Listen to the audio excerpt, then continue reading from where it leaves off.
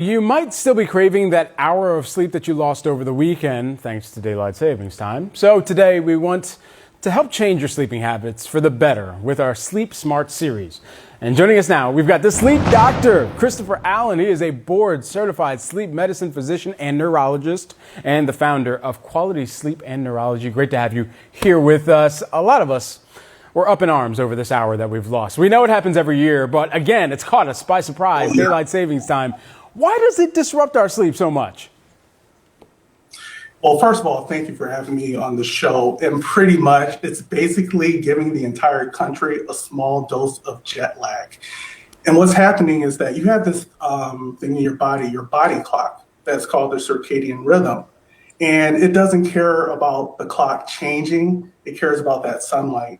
And so once we shift the changes, you're feeling it. And it usually takes about 3 to 5 days if you don't do anything to get that corrected. And so that's why you're feeling groggy, because your body still feel like it's bedtime when you're trying to wake up in the morning. You know, I tried to go to sleep even earlier last night just to counter. But what are some tips for making this transition a little bit easier?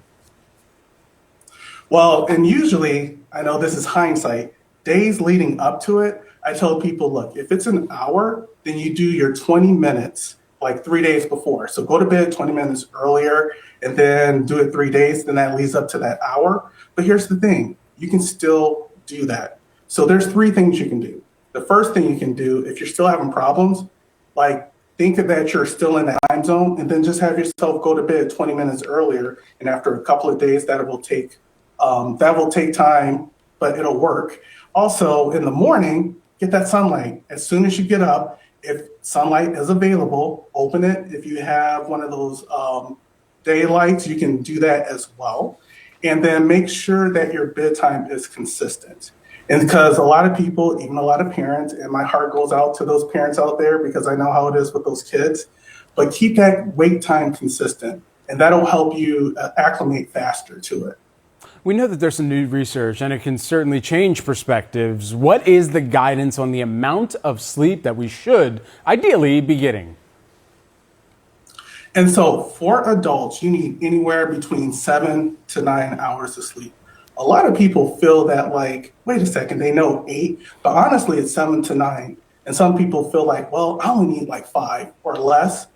You still need it because Mr. Sandman wants his money and how you pay him is by sleeping. So if you're not getting that, that's when you ask yourself, you know what, why is this happening? And that's when you can talk to your provider or see a sleep doctor like me.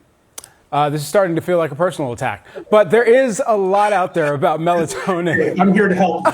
I know, and you're helping us indeed. You know, as we think about melatonin, because this has made its way into a lot of people's conversations when they are looking for sleep, both for and against, is it something that we should be taking, and are people using it correctly from what you've seen?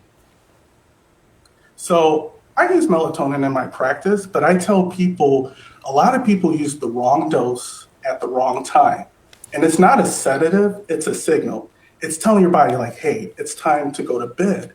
And so usually, even if you look on the bottle, it says use within about a half an hour, but it takes about an hour to 2 hours to work.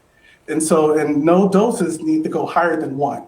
And if you're reaching for the melatonin, that's when you should reach for a sleep doctor, because that means that there's a problem happening and you have to fix it. Because if you take the wrong dose at the wrong time, you can actually make your sleep worse. Dr. Christopher Allen, thank you so much for joining us. I have more questions, but I imagine that I need to check to make sure that you're in network because I don't want to get that bill too soon here. Thanks so much. Hey, thank you for having me. Check me out on sleepdrchris.com, and I'm on social media, so you can find me. Appreciate it. Good to talk with you.